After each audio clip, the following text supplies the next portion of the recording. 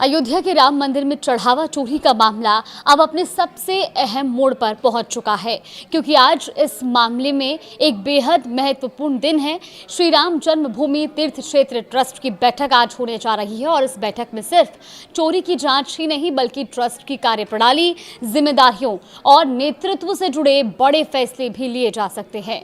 नमस्कार, आप देख रहे हैं न्यूज़ 18 का डिजिटल प्लेटफॉर्म और मैं हूं आपके साथ जागृति खंतवाल। तो सबसे बड़ी चर्चा इस बात की है कि ट्रस्ट के महासचिव चंपत राय और ट्रस्टी डॉक्टर अनिल मिश्रा के इस्तीफे पर आज फैसला हो सकता है। सूत्रों के मुताबिक दोनों की ट्रस्ट से विदाई लगभग तय मानी जा रही है। ऐसे में आज के इस वीडियो में हम आपको पूरा घटनाक्रम विस्तार से बताते हैं।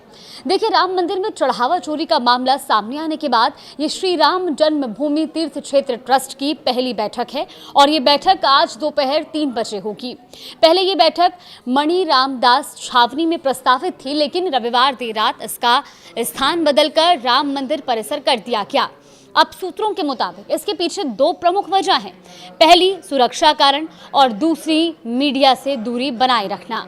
चढ़ावा चोरी के बाद ट्रस्ट लगातार सवालों के घेरे में है और माना यह जा रहा है कि इस बार गोपनीयता के साथ बैठक का आयोजित की जा रही है। बैठक का सबसे बड़ा एजेंडा ट्रस्ट के महासचिव चंपत राय और ट्रस्टी डॉक्टर अनिल मिश्रा के इस्तीफे पर विचार करना है। दोनों ने 26 जून को अपने पद से इस्तीफा दिया था। 27 जून को ट्रस्ट के कोषाध्यक्ष गोविंद देव गिरी ने इन इस्तीफों की पुष्टि की थी। मंदिर प्रबंधन से लेकर चढ़ावे की रकम की गणना तक की जिम्मेदारी चंपत राय और अनिल मिश्रा के पास थी और इसी वजह से चढ़ावा चोरी का मामला सामने आने के बाद दोनों लगातार सवालों के घेरे में रहे हैं। सूत्रों के मुताबिक ट्रस्ट की छवि को देखते हुए, नुकसान को देखते हुए दोनों के इस्तीफे स्वीकार किए जा सकते हैं और अंतिम फैसला ट्रस्ट की बैठक में ही होगा। ट्रस्ट के नियम भी इस मामले में बेहद अहम है।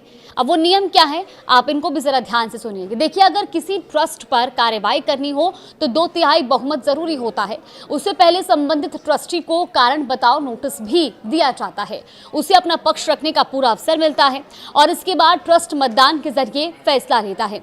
इसी तरह केवल इस्तीफा दे देने से पद स्वतः समाप्त नहीं होता। इस्तीफा ट्रस्ट रिकॉर्ड करता है और अगली बैठक में उसे स्वीकार या अस्वीकार करने का निर्णय लिया जाता है। अब सूत्रों के हवाले से खबर है कि बैठक में चंपत राय और अनिल मिश्रा को भी बुलाया गया है ताकि वो अपना पक्ष रख सके। बैठक में एक और नाम चर्चा में है, निर्माण सहायक गोपाल राव। वो अब तक ट्रस्ट की बैठकों में विशेष आमंत्रित सदस्य के रूप में शामिल होते रहे हैं, लेकिन सूत्रों के मुताबिक चढ़ावा चोरी मामले में लगातार उठ रहे सवालों को देखते हुए संभव है कि इस बार उन्हें बैठक में शामिल ना किया जाए। हालांकि इसकी आधिकारिक पुष्टि बैठक के दौरान ही होगी। सूत्रों के अनुसार आज की बैठक में केवल इस्तीफों पर ही चर्चा नहीं होगी बल्कि एसआईटी की प्रारंभिक रिपोर्ट भी ट्रस्ट के सामने रखी जाएगी, जिसमें दान पात्रों से प्राप्त राशि की गणना से जुड़े शुरुआती निष्कर्ष भी शामिल है और इसके अलावा मंदिर प्रबंधन की आगामी व्यवस्थाओं पर भी चर्चा होगी। वित्त वर्ष 2025-26 के ऑडिट से जुड़ी जानकारी रखी जाएगी और साथ ही कई प्रशासनिक प्रस्तावों को मंजूरी भी दी जा सकती है। इधर पुलिस की जांच भी तेजी से आगे बढ़ रही है, क्योंकि आरोपी मौजों और जेब में नोट छिपाकर मंदिर परिसर से बाहर ले जाते थे। इस तरह की जानकारियां सामने आई है। पुलिस ने आईटी एक्सपर्ट की मदद से डिलीट किए गए सीसीटीवी फुटेज भी रिकवर कर लिए हैं और फुटेज में आरोपी चोरी करते हुए दिखाई दे रहे हैं। हालांकि उनके चेहरे स्पष्ट नहीं हैं और पुलिस वीडियो की गुणवत्ता बेहतर कराने में जुटी हुई है। जांच के दौरान चढ़ावा गिनने वाले कर्मचारी अविनाश शुक्ला को लेकर भी कई जानकारियां सामने आई हैं। पुलिस जांच के मुताबिक 15,000 रुपए मासिक वेतन पाने वाले अविनाश ने नया मकान बनवाया। इसके बाद ब्रीजा कार खरीदी। अब सूत्रों के हवाले से ये जानकारी है कि उसने अपनी प्रेमिका को 1 लाख रुपए ट्रांसफर किए और उसे आईफोन भी गिफ्ट किया है। यानी कि महज 15,000 की सैलरी में आखिर एक शख्स इतना कुछ कैसे कर पाया, वो भी एक सीमित समय के भीतर। पुलिस आरोपियों के बैंक खातों की जांच भी कर रही है और साथ ही उनके परिवार के खातों की भी पड़ताल की जा रही है।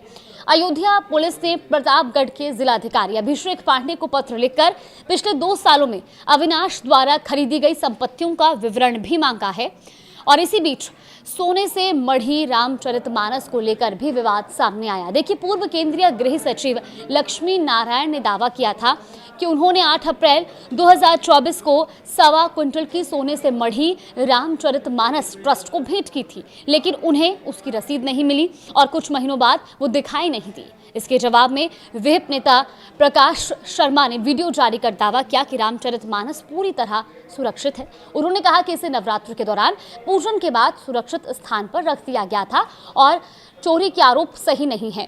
अब ट्रस्ट के कोषाध्यक्ष गोविंद देव गिरी ने यह भी कहा है कि पूरे मामले की निष्पक्ष जांच होनी चाहिए। उन्होंने कहा कि सभी को एसआईटी, पुलिस और न्यायालय पर भरोसा रखना होगा और उनका यह भी कहना है कि दोषी चाहे कितना भी बड़ा क्यों ना हो, उसे दंड मिलना चाहिए। तो वहीं ट्रस्ट के विशेष आमंत्रित सदस्य गोपाल राव ने बताया कि आज दोपहर 3 बजे मंदिर परिसर में बैठक होगी और सभी 14 ट्रस्टियों को आमंत्रित किया गया है।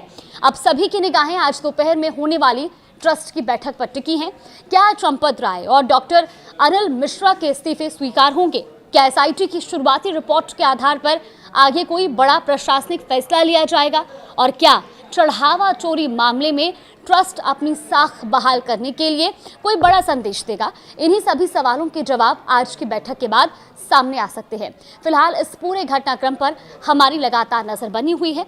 कोई भी अपडेट आएगा तो आप तक जरूर साझा करेंगे।